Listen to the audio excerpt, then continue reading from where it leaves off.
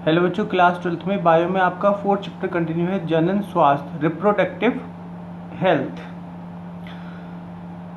पिछले अध्याय की बात अगर करें तो बेटा आपने पढ़ा होगा जनन तंत्र, रिप्रोडक्टिव तथा उसके प्रकारों के बारे में पढ़ा था। अब उससे जुड़े निकट शीर्षक तथा अर्थात जनन स्वास्थ्य के बारे में चर्चा करेंगे। हम जनन स्वास्थ्य शब्द से तात्पर्य समझते हैं कि यह शब्द साधारणतया स्वास्थ्य, जनन अंगों और उससे सामान्य प्रकारों से संबंधित वस्तुतः यह एक व्यापक परिप्रेक्ष्य को दर्शाता है जिसके अंतर्गत जनन के भावनात्मक एवं सामाजिक पहलू जुड़े हैं।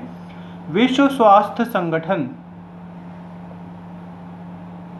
वर्ल्ड हेल्थ ऑर्गेनाइजेशन WHO के अनुसार जनन स्वास्थ्य का अर्थ है जनन के सभी पहलुओं सहित एक संपूर्ण स्वास्थ्य अर्थात शारीरिक, भावनात्मक, व्यवहारात्मक तथा सामाजिक स्वास्थ्य से है।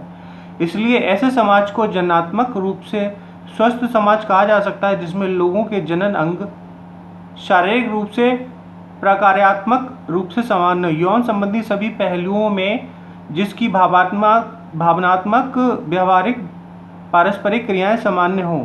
जनन स्वास्थ्य को बेहतर बनाए रखने का महत्व है और इसे पाने के लिए कौन सी विधि अपनानी चाहिए, आइए जांच करें। जनन स्वास्थ्य समस्या एवं कार्य नीतियाँ। विश्व में भारत ही एक ऐसा पहला देश है जिसने राष्ट्रीय स्तर पर संपूर्ण स्वास्थ्य को एक लक्ष्य के रूप में प्राप्त करने के लिए राष्ट्रीय कार्य योजनाओं की शुरुआत की है। इन कार्यक्रमों को परिवार नियोजन, अब परिवार कल्याण के नाम से जाना जाता है, family planning and family welfare के नाम से जाना जाता है और इसकी शुरुआत 1951 में हुई। पिछले दशकों में समय समय पर इसका सर्वाधिक मूल्यांकन भी किया गया। जनन संबंधित और आवधिक क्षेत्रों को इसमें सम्मिलित करते हुए बहुत उन्नत व व्यापक कार्यक्रम फिलहाल जनन एवं बाल स्वास्थ्य सेवा कार्यक्रम RCH के नाम से प्रसिद्ध है। इन कार्यक्रमों के अंतर्गत जनन संबंधी विभिन्न पहलुओं के विषय में लोगों में जागरूकता उत्पन्न करना है और जननात्मक रूप से स्वस्थ समाज तैयार करने के लिए अनेक सुविधाएं एवं प्रोत्साहन दिए जा रहे हैं। बहुत सारी सरकार योजनाएं चलाती हैं भारतवर्ष के लोगों के लिए जिन्हें समझनी चाहिए, क्योंकि ये एक ऐसी चीज़ है जिसमें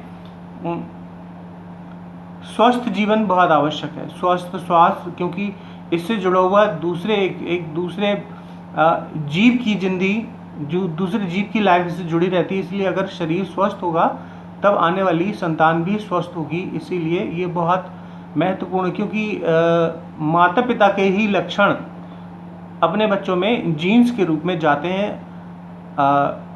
बच्चे की एक संतान की पॉसिबिलिटी के समय माता पिता का स्वस्थ रहना बहुत ज़रूरी है, क्योंकि ये सारा आनुवांशिकता के सिद्धांतों पर काम करता है। अगर माता पिता में से किसी को एक बुखार भी होगा तो बुखार का लक्षण आनुवांशिक लक्षण के रूप में बच्चे में, उनकी संतानों में पहुंच जाता है। श्रव्य तथा दृश्य, ऑडियोविजुअल और मुद्रित सामग्री की सहायता से सरकारी एवं गैर सरकारी संगठन जनता के बीच जनन संबंधी पहलुओं के प्रति जागरूकता उत्पन्न करने के लिए विभिन्न उपाय कर रहे हैं। उपयुक्तता सूचनाओं को प्रसारित करने में माता पिता एवं निकट संबंधी शिक्षक एवं मित्रों की भी प्रमुख भूमिका है। विद्यालयों में यौन शिक्षा की पढ़ाई को बढ़ावा दिया जाना चाहिए ताकि युवाओं को सही जानकारी मिल सके और बच्चे यौन संबंधी विभिन्न पहलुओं के विषय में फैली भ्रांतियों पर विश्वास न करें और उन्हें यौन संबंधी गलत धारणाओं से छुटकारा मिल सके। लोगों को जनन अंगों, किशोरावस्था एवं उससे संबंधित परिवर्तनों, सुरक्षित एवं स्वास्थ्य यौन क्रियाओं,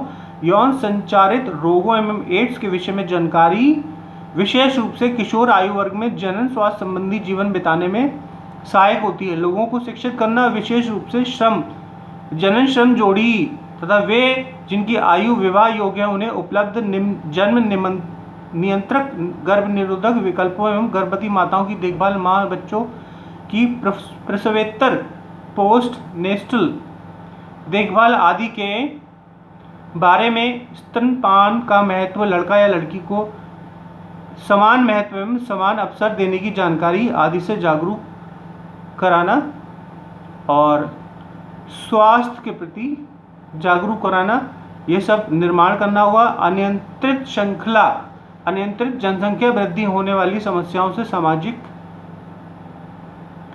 उत्पीड़न जैसे यौन दुरुपयोग, यौन संबंधी अपराधों के विषय में जागरूकता पैदा करने की आवश्यकता है, ताकि लोगों को इसे रोकने एवं जननात्मक रूप से जिम्मेदार एवं सामाजिक रूप से स्वस्थ समाज तैयार करने में विचार करें और आवश्यक कदम उठाएं।